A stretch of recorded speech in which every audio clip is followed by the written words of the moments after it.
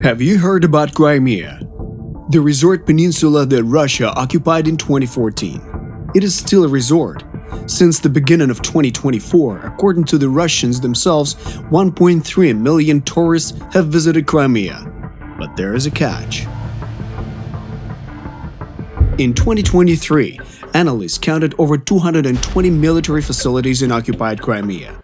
Among them are training grounds, fuel depots, ammunition warehouses, radar and air defense bases, headquarters and military units, Black Sea Fleet bases, and a dozen airfields.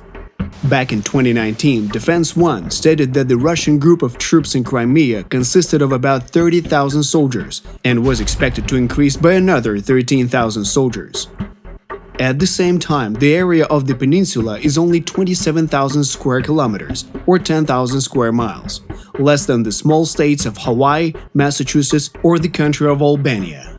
This entire military armada regularly attacks Ukraine with missiles, drones, and aviation, and serves as a convenient base for infantry and equipment.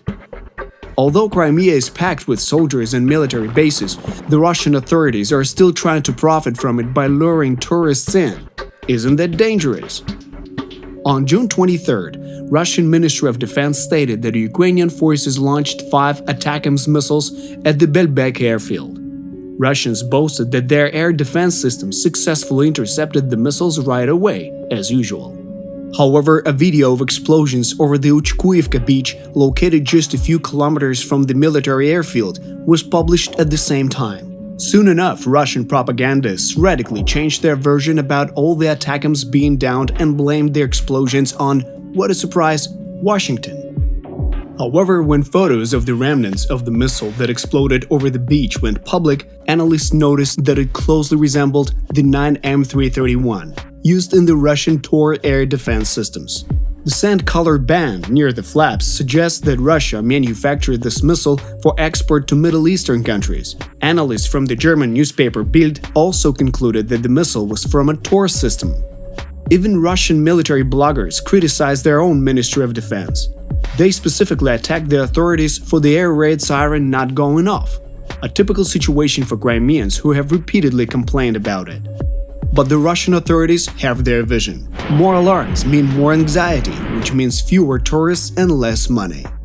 Russian authorities continue to encourage their tourists to visit Crimea despite all the threats and military facilities scattered across the peninsula. And they come. Accidental civilian casualties even benefit Russian authorities, allowing them to blame Kyiv or the West, a tactic they have used repeatedly. For Moscow, money and deception are paramount. Even though Russian troops constantly place military equipment in civilian areas of Crimea, as stated by the Institute for the Study of War. According to the analysts, Russians are likely placing legitimate military targets near civilian areas on purpose to deter Ukrainian strikes. Additionally, the use of the Zaporizhzhia nuclear power plant, residential buildings, and even schools in the occupied part of Ukraine to shield Russian military equipment is a documented fact. Russians continue to militarize Crimea and pretend that civilians are not at risk from the war Putin started. By the way, Putin himself has a huge summer house on the peninsula. Approaching it closer than a kilometer is prohibited.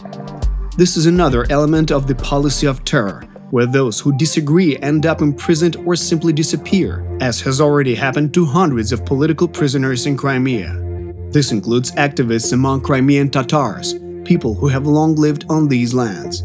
But Russia continues to claim that this has always been their land, a comical assertion for anyone familiar with the subject. Did you know for how long have Russians been in Crimea throughout the entire written history of the peninsula? 5.5% of the time. The entire civilized world recognizes Crimea as Ukrainian. One day, the peninsula will be freed from tyranny and once again become a paradise for people.